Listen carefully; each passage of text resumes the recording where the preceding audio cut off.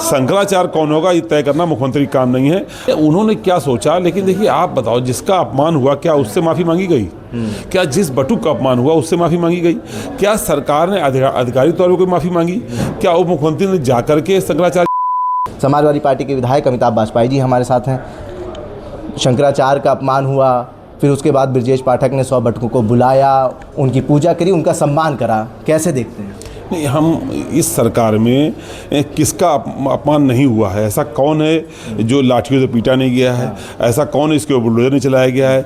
ये अहंकारी सरकार है। इसने लगातार हर समाज का अपमान किया है, किसी की मदद नहीं करी है और ये अपने अहंकार में डूबी थी। ये ज़रूर है कि इन्होंने जो एक चोला पहन रखा था धर्म का, नफ़रत का जो पैगाम था, वो इस बार इनका चेहरा नंगा हो गया है, सामने आ गया है।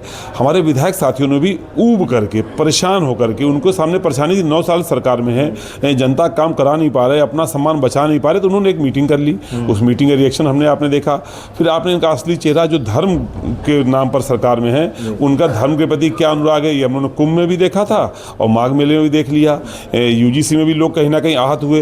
तो लगातार अब इस बार उनका चेहरा बेनकाब हो गया है और असल चेहरा सरकार का जो आतताई और अहंकारी रवैया है वो जनता के सामने आ गया है। इसलिए सरकार और सरकार में बैठे हुए लोग कहीं ना कहीं परेशान हैं। अमिताभ जी, मुख्यमंत्री तो सदन में बोल रहे हैं हर व्यक्ति शंकराचार्य नहीं हो सकता। तो वो हर व्यक्ति शंकराचार्य कौन होगा ये तय भी नहीं कर सकता। इसकी हमारी गौरवशाली परंपराएं हैं सैकड़ों साल की, उन्हीं परंपराओं से तय होगा। शंकराचार्य कौन होगा ये तय करना मुख्यमंत्री का काम नहीं है।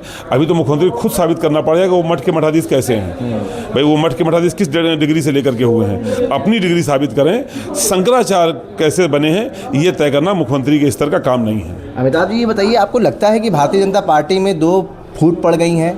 दोनों डिप्टी सीएम शंकराचार्य को मनाने में लगे हैं। केशव जी ने पहले ही कहा था कि आप भगवान का रूप हैं और मुख्यमंत्री उनको शंकराचार्य मानने से मना कर रहे हैं। भारतीय जनता पार्टी फूट तो हमेशा से थी। दिल्ली और लखनऊ की लड़ाई हमेशा चल रही है। अब कौन सा बयान दिल्ली से लिख के आ रहा है, कौन सा बयान लखनऊ से लिख के जा रहा है, इसका मामला है। लड़ाई हमेशा थी और लड़ाई वर्चस्व की है, लड़ाई बंटवारे की है कि कैसे अर्जित संपत्ति का बंटवारा होगा और कैसे वर्चस्व स्थापित होगा, उसकी लड़ाई हमेशा चल रही है। तो मुख्यमंत्री अपने आप में एक अलग दुनिया है। तो मुख्यमंत्री अपने आप किसी को मानते नहीं, ना किसी मंत्री को, ना किसी विधायक को। उनके वो और उनके अधिकारी सरकार को चलाते हैं, इसलिए ये फूट दिखना लाजमी है। लेकिन जो ये उप मुख्यमंत्रियों के बयान से जो डैमेज कंट्रोल की कोशिश करी जा रही है वो होने वाला नहीं है, क्योंकि लोगों के सामने पूरी सच्चाई आ चुकी है। सवाल और उठ रहा है विधायक जी कि डैमेज कंट्रोल तभी हो रहा है जब संघ प्रमुख मोहन भागवत लखनऊ में थे। ये उन्होंने क्या सोचा, लेकिन देखिए आप बताओ, जिसका अपमान हुआ क्या उससे माफ़ी मांगी गई? क्या जिस बटुक का अपमान हुआ उससे माफ़ी मांगी गई? क्या सरकार ने आधिकारिक तौर पर कोई माफ़ी मांगी? क्या उप मुख्यमंत्री ने जाकर के शंकराचार्य जी से कोई माफ़ी मांगी? जिस अपमान किसी करो, सम्मान किसी करो, और सम्मान जिसका करो उसको अपने जबरदस्ती बुला कर लो। अरे सम्मान जिसका करना है उसके यहाँ जाके किया जाता है। अपने यहाँ जबरदस्ती बुला के सरकारी तंत्र के माध्यम से सम्मान कर रहे हो तो ये केवल एक फोटोग्राफिक सेशन है और एक ढोंग है, ये प्रायश्चित नहीं है और ये एक राजनीतिक प्रपंच है इसमें। लेकिन लोगों की आंखें खुली हुई हैं और यहाँ तक कि विधायकों की भी आंखें खुली हैं। वो 50 विधायक तैयार बैठे हैं।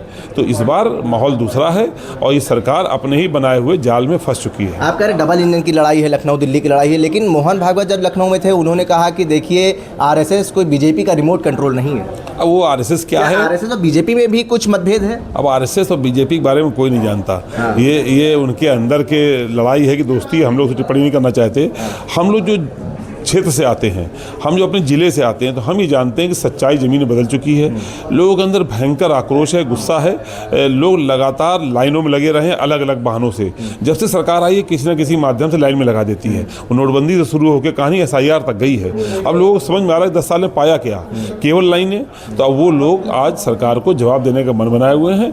अब वो चाहे RSS कुछ कर ले, चाहे भारतीय जनता पार्टी कुछ कर ले, ये सरकार लौट के आने वाली नहीं है। आज आपके मुख्य सचेतक कमाल अख्तर ने एक बड़ा पुराना और बहुत मजबूत मुद्दा उठाया है। प्रभु परशुराम जी की जयंती के अवसर पर छुट्टी की मांग करी है। ये हमारी मांग ज़मीनी है, क्योंकि समाजवादी पार्टी की सरकार जब थी तो उसने परशुराम जी की जयंती पर छुट्टी की घोषणा कर रखी थी। इस सरकार ने वापस ले ली। जो अपने आप को ब्राह्मण शुचिंतक बताते थे उन्होंने वापस ली है। तो आज हमारी मांग स्पष्ट होकर के आई है। अगर सरकार इस मांग को मानती है तब तो ठीक, तब तो ब्राह्मण समाज समझेगा कि हाँ कुछ ना कुछ सिंपैथी सरकार की उनके प्रति है। अगर हमारी ये सरकार ये बात नहीं मानती तो स्पष्ट हो जाएगा कि सरकार ब्राह्मणों की शुद्ध विरोधी सरकार सरकार। तैयारी के साथ आप लोग इस बार बजट सत्र में उतरे थे, कैसे सरकार को घेरना है? नहीं तो हम लोग भी राजनीति करते हैं, हाँ। वो तो कुछ और भी करते हैं, हाँ। वो तो मंदिर में घंटी भी बजाते हैं, पर हम लोग तो राजनीति करते हैं, तो हम लोग अपनी तैयारी के कैसा रहा साथ। बजट सत्र? आज आखिरी दिन है। बजट के हिसाब से तो कुछ नहीं रहा, हाँ। और हम लोग ये दिन गिन के काट रहे हैं कि शायद कुछ 4 दिन और हम लोगों को विपक्ष में बैठना है।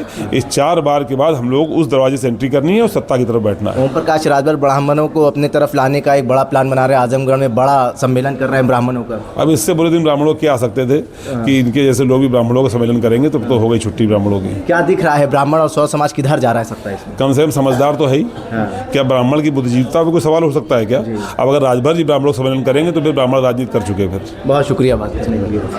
अभिषेक वाजपेयी जी हमारे साथ बात करने के लिए मौजूद थे। उनका कहना है कि जब ब्राह्मण के लिए सम्मेलन ओम प्रकाश राजभर करे तो आप सोचिए ब्राह्मणों को कैसे दिन आए होंगे। भारत एक सोच के लिए आकिब मिराज खान।